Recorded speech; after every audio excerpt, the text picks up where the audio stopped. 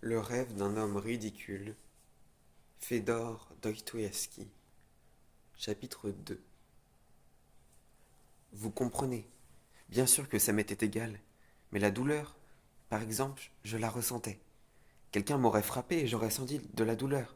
C'était exactement pareil d'un point de vue moral. S'il s'était arrivé quelque chose qui fasse vraiment pitié, j'aurais ressenti de la pitié, exactement comme à l'époque, quand tout ne m'était pas encore égal dans la vie. J'avais bien ressenti de la pitié, sur le moment. L'enfant, malgré tout, je l'aurais sûrement aidé. Alors, pourquoi n'ai-je pas aidé la petite fille? Eh bien, à cause d'une idée qui m'était venue. Quand elle me tirait et qu'elle m'appelait tout d'un coup, une question avait surgi devant moi. Une question que je ne pouvais pas résoudre. La question était oiseuse, mais je me suis fâché. Si je me suis fâché, c'est suite à une conclusion que si j'avais pris ma décision de me suicider cette nuit, alors tout devait m'être égal dans le monde. À ce moment-là, plus encore que jamais. Pourquoi donc avais-je tout à coup senti que ça ne m'était pas égal et que j'avais pitié de la petite fille? Je me souviens, j'ai eu pitié très fort, c'était même une espèce de douleur étrange et même invraisemblable dans ma situation. Non, je suis incapable de mieux traduire cette sensation fugitive qui m'était venue à ce moment-là. Mais cette sensation s'était encore prolongée chez moi quand je m'étais déjà assis devant le bureau et j'étais très agacé comme jamais depuis longtemps. Les réflexions suivaient les réflexions. Il m'apparaissait clairement que si je suis un homme et pas encore du rien, et tant que je ne suis pas devenu du rien, je vis et donc je suis capable de souffrir, d'éprouver de la colère ou de la honte pour mes actes. Bon, mais pourtant, si je me tue, par exemple dans 2 heures, alors qu'est-ce qu'elle me fait, la petite fille? Et quelle importance dans ce cas-là, la honte et tout ce que vous voulez au monde, je deviens du rien total. Et est-ce que, réellement, la conscience du fait que, dans un instant, je cesserais complètement d'exister, et donc que rien n'existerait, ne pouvait pas avoir la moindre influence sur cette sensation de pitié pour la petite fille, et cette sensation de honte après l'infamie que j'avais commise, parce que c'est bien pour cela que j'avais tapé des pieds et que j'avais crié d'une voix hystérique sur cette malheureuse enfant parce que, n'est-ce pas, non seulement, tiens, je ne ressens qu'une pitié, et même si je commets une infamie humaine, maintenant j'ai le droit parce que d'ici 2 heures tout sera éteint. Vous me croyez que c'est pour cela que j'ai crié? Pour moi, maintenant c'est presque une certitude. Je me représentais clairement que, maintenant, la vie et le monde étaient comme dépendants de moi. On peut même le dire de cette façon, que maintenant le monde, c'est comme s'il n'était fait que pour moi seul. Je me tue et le monde n'existe plus, du moins pour moi.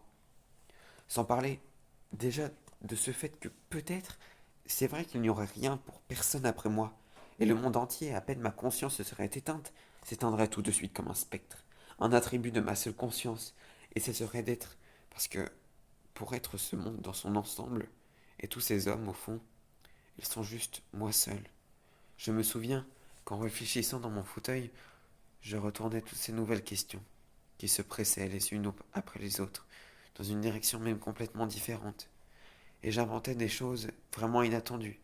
Par exemple, cette réflexion étrange m'est venue tout à coup que si j'avais vécu auparavant sur la Lune ou sur Mars, et que j'y ai commis l'acte, mais le plus honteux et le plus déshonorant qui puisse seulement s'imaginer, et si, là-bas, pour cet acte, on m'avait avili et déshonoré comme on ne peut le ressentir et se l'imaginer qu'en rêve, dans un cauchemar, et si, me retrouvant après sur Terre, j'avais conservé la conscience de mon acte sur telle autre planète, et que de plus, j'ai su que jamais, plus et pour rien au monde je n'y retournerais, eh bien, en regardant la Lune depuis la Terre, est-ce que oui ou non, ça me serait encore égal? Aurais-je ressenti, oui ou non, de la honte pour mon acte? Ces questions étaient oiseuses et inutiles, parce que le revolver était déjà posé devant moi, et que je savais par tout mon être que ça ce serait à coup sûr. Mais elle m'échauffait, et je m'agitais. C'était comme si je ne pouvais pas mourir maintenant, avant d'avoir résolu quelque chose. Bref, cette petite fille m'a sauvé la vie, parce que toutes ces questions ont éloigné le coup de feu. Pendant ce temps, chez le capitaine, aussi tout avait commencé à se calmer. Il en avait fini avec leurs cartes. Il s'installait pour dormir.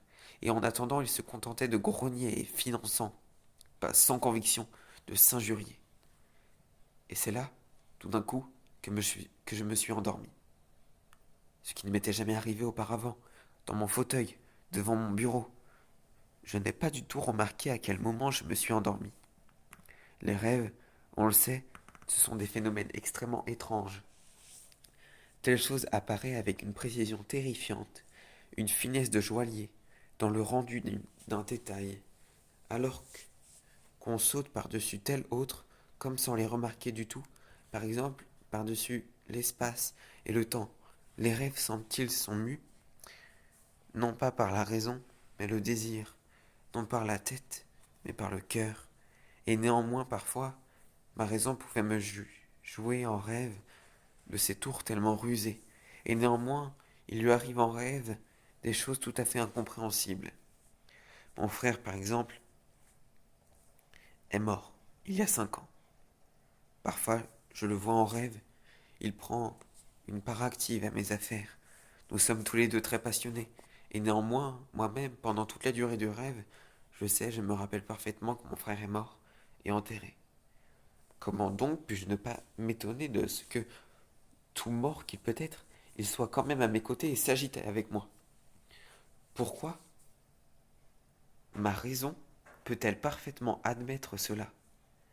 Mais il suffit, j'en viens à mon rêve. Oui, c'est alors que ce rêve m'est venu, ce rêve du 3 novembre. Il me rit au nez. Maintenant, ils me disent que justement ce n'était qu'un rêve. Mais n'est-ce pas égal que ce soit ou non un rêve si ce rêve est venu m'annoncer la vérité? Car si une seule fois vous avez su la vérité, et si vous l'avez vu que vous savez bien quelle est la vérité, et qu'il n'y en a pas d'autre, et qu'il ne peut pas y en avoir d'autre, que vous dormiez, ou bien que vous viviez, eh bien soit c'est un rêve, soit, mais cette vie que vous placez si haut, j'avais voulu l'éteindre par le suicide, alors que mon rêve, oh mon rêve, il m'a annoncé une vie nouvelle, grandiose, puissante, renouvelée. Écoutez.